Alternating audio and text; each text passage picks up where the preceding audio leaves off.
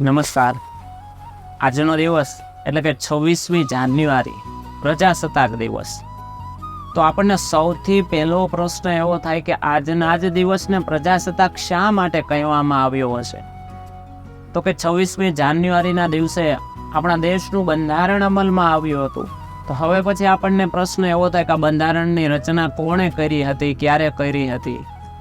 તો કે 26મી નવેમ્બર 1949ના રોજ ભારતનું બંધારણ જે છે એ ડૉક્ટર ભીમરાવ આંબેડકર સાહેબ દ્વારા જેની રચના કરવામાં આવેલી હતી એને 1949ના રોજ બંધારણ સભામાં એનો પ્રસ્તાવ રજૂ કરવામાં આવ્યો અને આ બંધારણનો અમલ 26મી જાન્યુઆરીના રોજ કરવામાં આવેલ હતો. માટે આજના દિવસે એટલે કે 26મી જાન્યુઆરીના દિવસે આપણે આ દિવસને પ્રજાસત્તાક પર્વ તરીકે માનભેર દેશમાં ઉજવીએ છીએ. 26મી જાન્યુઆરી 1950થી લઈને આજ સુધી એટલે કે આપણે 76માં પ્રજાસત્તાક પર્વની ઉજવણી કરીએ છીએ. અને આ બંધારણની રચના જેમણે કરેલી હતી તો કે ભીમરાવ આંબેડકર સાહેબ, કે રચના કરવા માટે 2 વર્ષ 11 મહિના અને 18 દિવસનો સમય લાગ્યો હતો.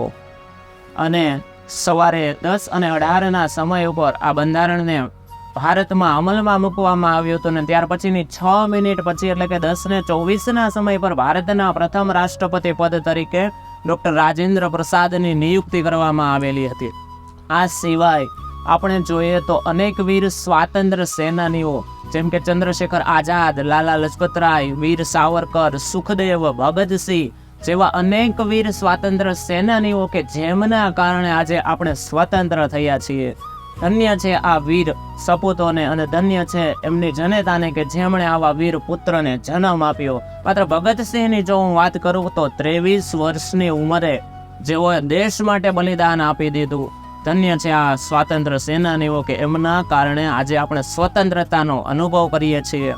અંતમાં હું એટલું જ કહીશ કે ભારત માતા સબસે પ્યારી સબસે ઊંચી તેરી શાન, भारत माता सबसे प्यारी सबसे ऊंची तेरी शान, इस गणतंत्र दिन पर शीश झुकाकर करते हैं तुझे सलाम, करते हैं तुझे सलाम.